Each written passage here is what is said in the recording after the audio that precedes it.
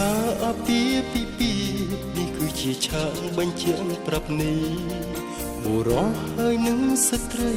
ភរិយាស្វាមីនៅក្នុងជីវិតតែមិនមែនជាការពិតដែលស្នេហ៍ស្និទ្ធស្មោះស្ម័គ្រសំខាន់មិនព្រមកាន់មិនព្រមចែកយល់ចិត្តយល់ថ្លើ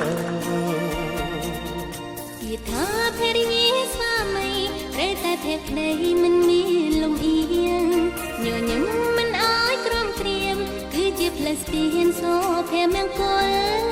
មិនក្បត់មិនមានបិកល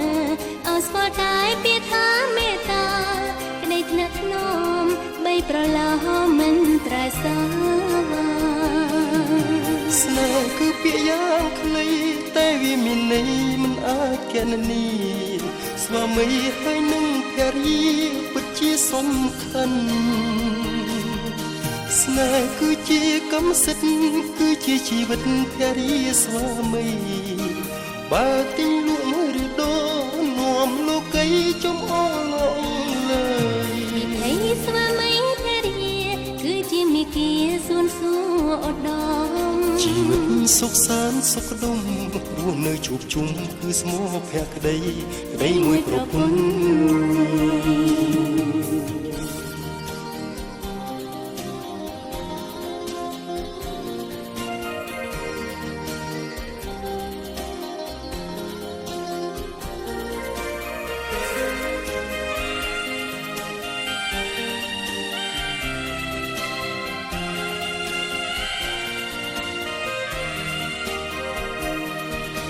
ស្នេហ៍គឺពាក្យយ៉ាងខ្លីតែវាមានន័យមិនអាចកណនីស្វាមីហើយនឹងភរិយាពិតជាសំខាន់ស្នេហ៍គឺជាកម្មសិទ្ធិគឺជាជីវិតភរិយាស្វាមីបើទិញលក់ឬដូរនាំលោកីចំអឡឡើយស្នេហ៍គឺពាក្យយ៉ាងខ្លីតែវាមានន័យមិនអាចកណនី